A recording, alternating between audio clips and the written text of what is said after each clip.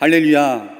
오늘도 주님의 전에 올라 예배드린 성도님들의 삶과 가정에 하나님께서 부어주시는 놀라운 축복과 은혜가 넘쳐나시기를 주님의 이름으로 축원합니다. 오늘 수요 치유의 신학의 제목은 야복강까지 가야 내면이 치유받습니다입니다. 본문은 창세기 32장 22절에서 28절 말씀입니다. 저는 육성교구를 담당하고 있는 박영균 목사입니다. 야곱의 인생을 들여다보면 참으로 파란만장한 인생을 살았습니다. 어머니 리브가 뱃속에 있을 때부터 형 에서와 다투었으며 에서의 발 뒤꿈치를 붙잡고 태어났습니다. 그러나 장자권에 대한 집념은 대단했습니다.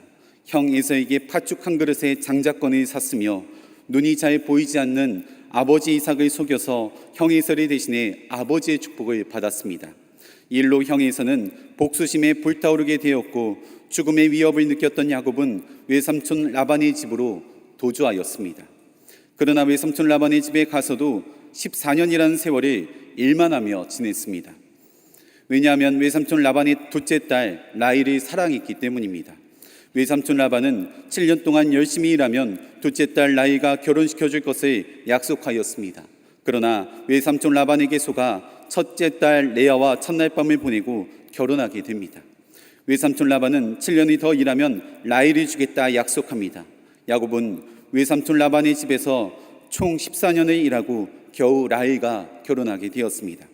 야곱이 이런 인생을 살아온 것은 전부 욕심에서 비롯된 것입니다. 야곱의 성격을 들여다보면 무엇인가 목표한 것이 있으면 반드시 얻어내야 합니다. 계산적인 사람이며 두뇌형의 사람인 것입니다. 주도 면밀하며 잠깨가 많습니다. 전략적이며 독립적입니다. 아마도 애니어그램 성격 유형으로 따져본다면 완벽주의자 성향을 가진 1번 유형의 사람일 것입니다. 또한 MBTI로 따져본다면 INTJ 전략가 유형에 속할 것입니다. 한마디로 야곱은 대단한 욕심쟁이입니다. 이런 야곱도 하나님의 놀라운 축복을 받아 누릴 수가 있습니다. 조건은 단 한 가지, 야복강까지 나아가는 것입니다. 야복강까지 나아간다면 아무리 계산적이고 장기가 많고 남을 속인다고 할지라도 참된 변화가 일어납니다. 야복강까지 나아가기만 한다면 내가 지금까지 어떠한 삶을 살아왔든 내 성격이 어떠한들 상관없이 내면의 잘못된 모든 마음들이 새롭게 정립되며 치유받게 됩니다. 성격까지도 완전히 변화받을 수가 있습니다. 그리고 하나님의 축복을 받은 하나님의 자녀로 거듭나게 되는 것입니다. 야곱도 야복강으로 나아가기 전에는 여전히 자신의 똑똑한 머리를 믿었으며 자신의 판단과 경험을 의지하였습니다. 그러나 야복강으로 나아간 이후부터는 완전히 새로운 인생으로 변화되어 살아가게 되었습니다. 과연 야복강으로 나아간 야곱의 삶에 어떤 변화가 찾아온 것인지 오늘 말씀을 통하여서 영적인 교훈을 얻고 기도의 제목을 삼고자 합니다. 첫 번째로 두려운 마음이 사라집니다. 오늘 본문의 말씀 11절 말씀입니다. 내가 주께 간구하오니 내 형의 손에서 에서의 손에서 나를 건져내시옵소서. 내가 그를 두려워함은 그가 와서 나와 내 처자들을 칠까 겁이 나기 때문이니이다. 야곱은 현재 두려운 마음 가운데 놓여 있습니다. 형 에서를 속여서 장자권을 사고 아버지 이삭을 속여서 축복권을 받아 도망갔기 때문입니다. 그리고 20년 정도의 시간이 흘렀습니다. 그 이후 형 에서를 처음 만나려 하는 장면이 오늘 본문의 말씀인 것입니다. 그러니 형 에서가 어떻게 나올지 어떤 반응을 할지 걱정이 되는 것입니다. 그래서 야곱은 늘 자신의 방식대로 머리를 쓰기 시작합니다. 형 에서에게 사람을 보내었습니다. 사람을 보내 동생 야곱이 온다고 하면 형 에서는 어떻게 반응할 것인지 동태를 살피는 것입니다. 그런데 형 에서가 자신의 부하 400명을 거느리고 이쪽으로 온다는 것입니다. 무엇인가 이상함을 느낀 야곱의 마음은 점점 더 두려운 마음으로 사로잡히기 시작합니다. 형이 만일 400명의 병사를 거느리고 자신을 치러 오는 것은 아닌가 노심초사하게 되는 것입니다. 그래서 야곱은 짐승을 두 떼로 나누었습니다. 만일 형에서의 마음이 풀리지 않아 공격해오면 나머지 절반의 짐승은 건질 수 있기 때문입니다. 이것이 야곱의 진짜 모습입니다. 모든 일을 철저하게 계획성을 가지고 주도 면밀하게 검토한 이후에 일을 진행시켜 나갑니다. 그러나 마음속에 있는 두려움은 여전히 사라지지 않습니다. 이때 야곱은 하나님 앞에 기도를 올려드립니다. 오늘 본문의 말씀 9절에서 11절 말씀입니다. 야곱이 또 이르되 내 조부 아브라함의 하나님 내 아버지 이삭의 하나님 여호와여 주께서 전에 내게 명하시기를 내 고향 내 족속에게로 돌아가라 내가 내게 은혜를 베풀리라 하셨나이다. 나는 주께서 주의 종에게 베푸신 모든 은총과 모든 신실하심을 조금도 감당할 수 없사오나 내가 네 지팡이만 가지고 이 요단을 건넜더니 지금은 두 때나 이루었나이다. 내가 주께 간구하오니 내 형의 손에서 에서의 손에서 나를 건져내시옵소서. 야곱은 지혜롭게 자신에게 하신 하나님의 약속의 기반으로 기도를 올려드린 것입니다. 아브라함의 하나님, 이삭의 하나님, 하나님께서 고향으로 돌아가라 은혜를 베풀어 주실 것이라 말씀하시지 않으셨습니까? 하나님께서 주신 복으로 이렇게 큰 부자가 되었습니다. 그러니 이 은혜를 거두어 가시지 마시고 형 에서의 손에서 건져 주시옵소서. 분명 바다의 모리알처럼 많은 자손들이 허락해 주신다고 말씀하시지 않으셨습니까? 이런 기도를 하나님 앞에 올려드린 것입니다. 참으로 분명한 기도를 올려드렸습니다.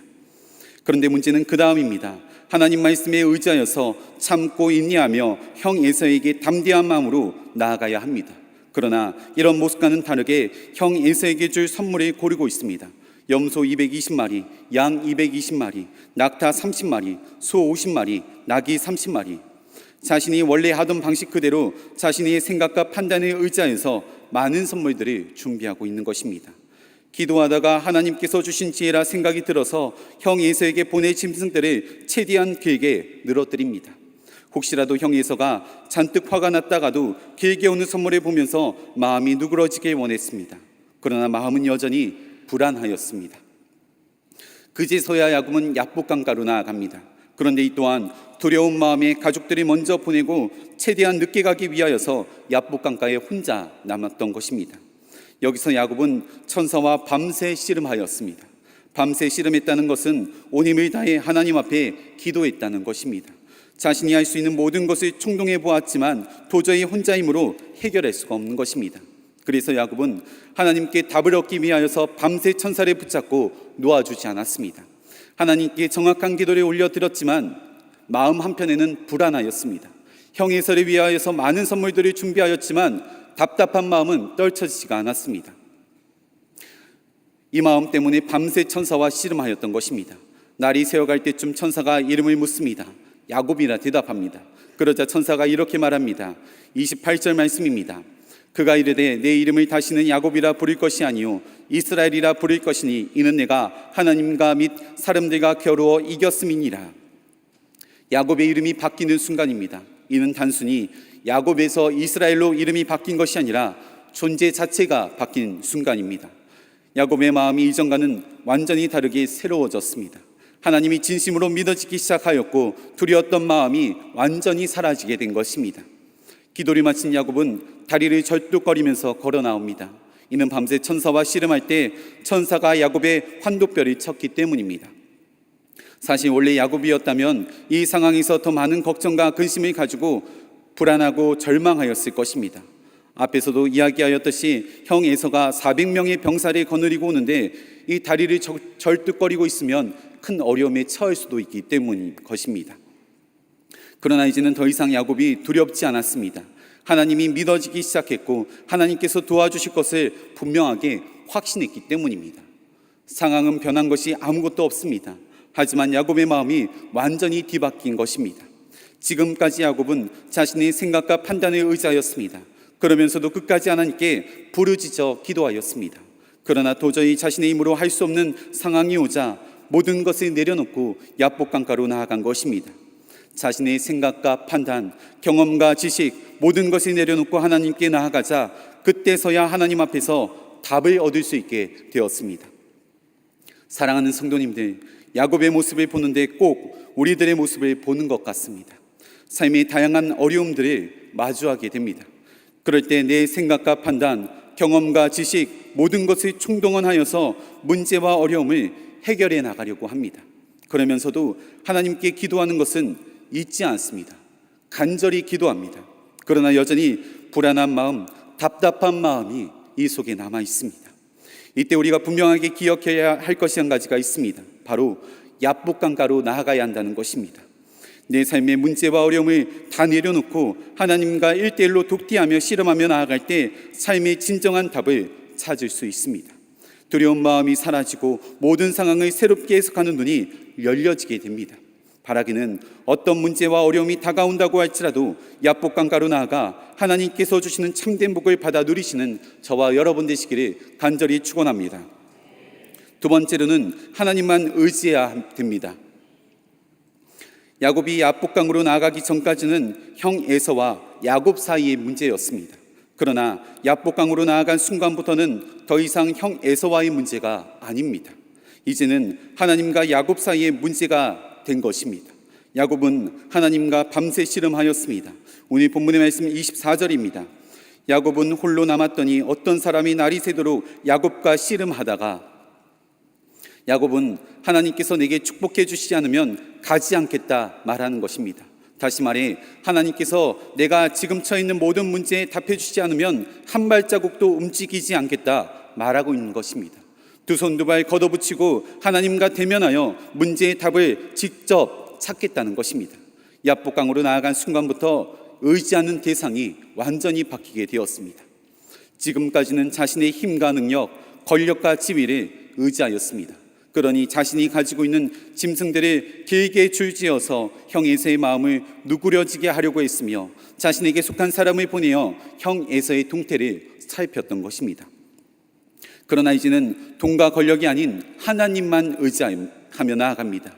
그리고 모든 문제의 답을 하나님 안에서 찾고 있습니다. 이것이 우리 신앙생활의 핵심 포인트입니다. 세상적인 문제가 다가오면 세상적인 방법으로 문제를 해결해 나가려고 합니다.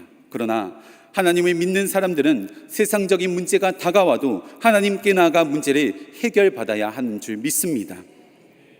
다니엘은 바벨론의 포로로 잡혀갔지만 하나님께서 주신 지혜로 말미암아 왕의 신임을 얻으며 높은 지위에 오르게 되었습니다.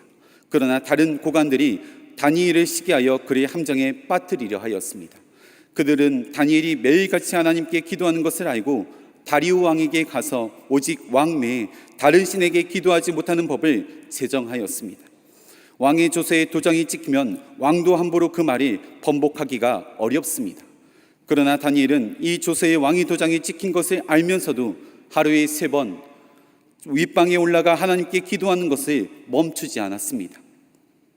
결국 다니엘은 법을 어긴 채로 사자굴에 던져지게 되었습니다. 그러나 다니엘은 끝까지 하나님 한 분만을 의지하며 나아갔습니다.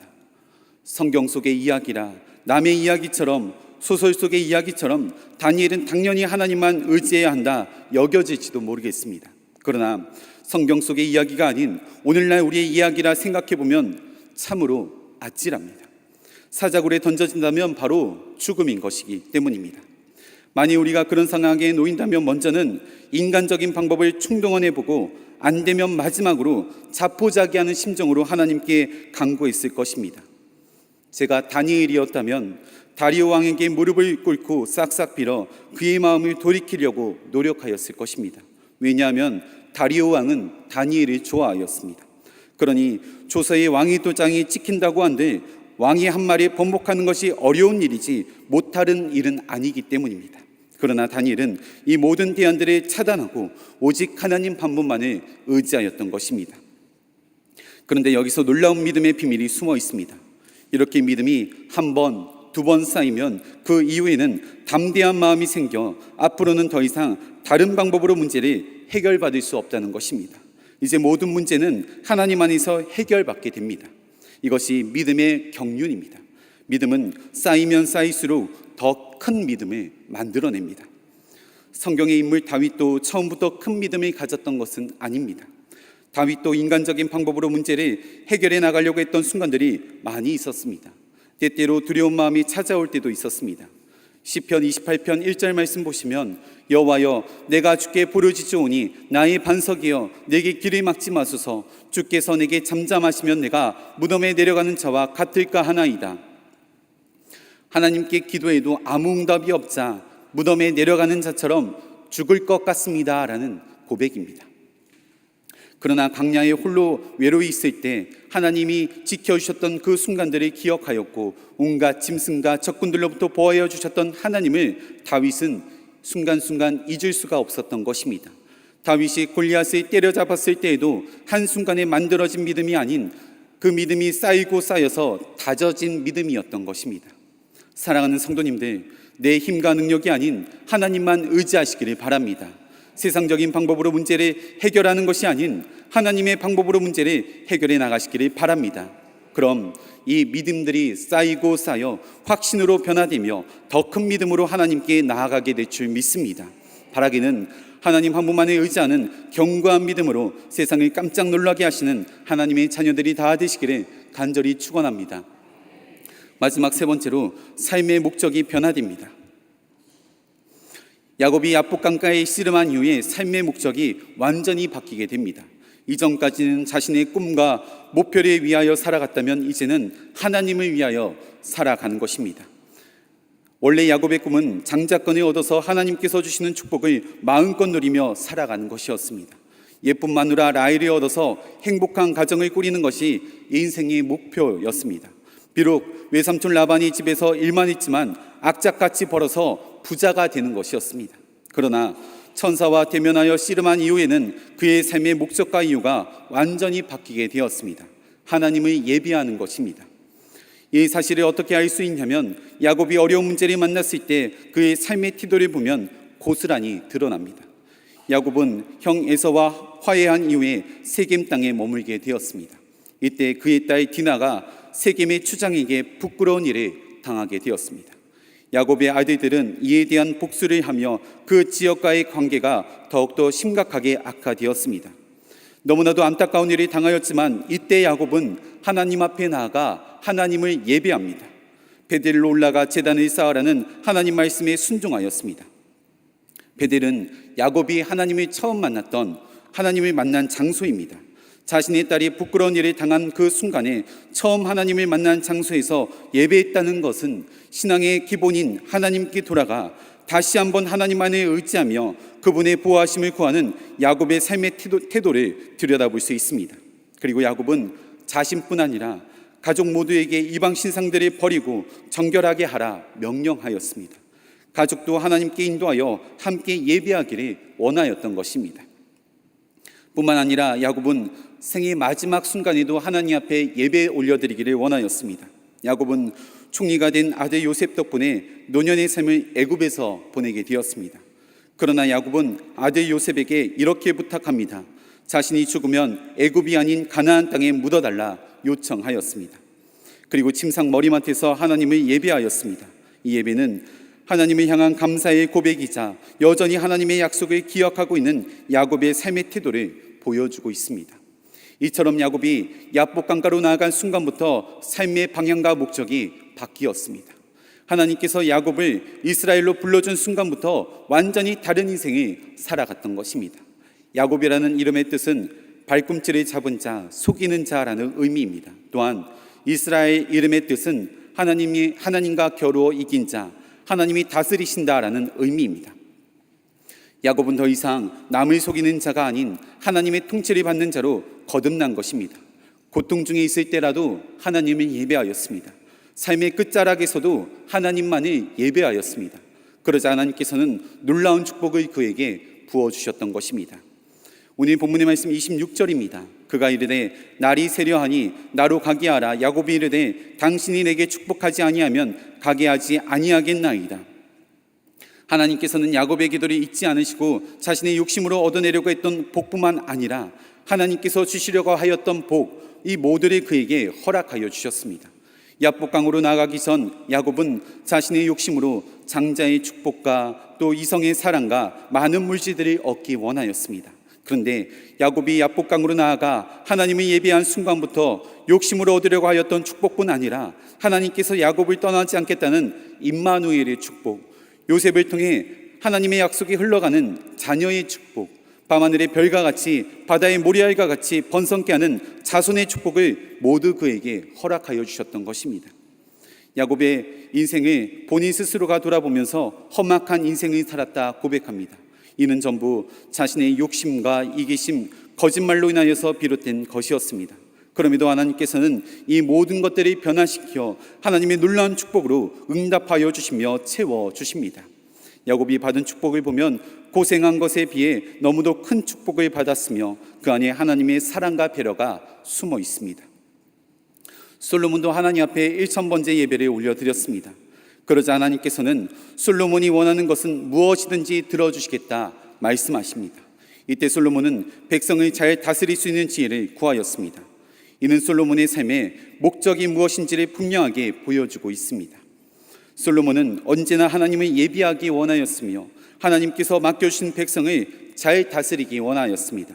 그러자 하나님께서는 솔로몬에게 지혜와 명철뿐 아니라 부와 영광과 장수의 축복도 허락하여 주셨습니다. 하나님께서는 늘 우리가 구하는 것들보다 더 큰 축복으로 허락하여 주시는 분이신 줄 믿습니다. 이처럼 야복강가로 나아가기만 한다면 내면이 치유함을 받습니다. 내면의 모든 마음이 새롭게 정립되며 내면을 지배하고 있던 두려운 마음들이 사라집니다. 안개가 걷히듯 두려운 마음이 사라지고 나면 하나님을 온전하게 바라볼 수 있는 눈가기가 활짝 뜨이고 열리게 되는 것입니다. 삶의 목적과 방향이 완전히 뒤바뀌게 됩니다. 이전과는 완전히 다른 새로운 인생이 저희들의 눈앞에 펼쳐지게 되어 있습니다. 바라기는 우리 모두가 야복강가로 나아가 내면의 치유함을 받을 뿐만 아니라 새로운 인생으로 나아가시기를 간절히 축원드립니다. 기도하겠습니다. 사랑과 자비가 충만하신 하나님 아버지, 오늘 말씀을 통해 정체되어 있는 우리의 믿음과 심령을 돌아보게 하시니 감사를 드립니다. 야복강가로 나아가 내면의 모든 걱정과 근심, 두려움과 스트레스가 사라지게 하시며 하나님 한 분만 온전히 바라볼 수 있도록 인도하여 주시옵소서. 삶의 목적과 방향이 주님이 되게 하시며 이전과는 다른 새로운 인생을 살아갈 수 있도록 역사하여 주시옵소서. 내면의 온전한 치유를 허락하여 주시는 우리 주 예수 그리스도의 이름으로 기도하옵나이다. 아멘. 광림 코인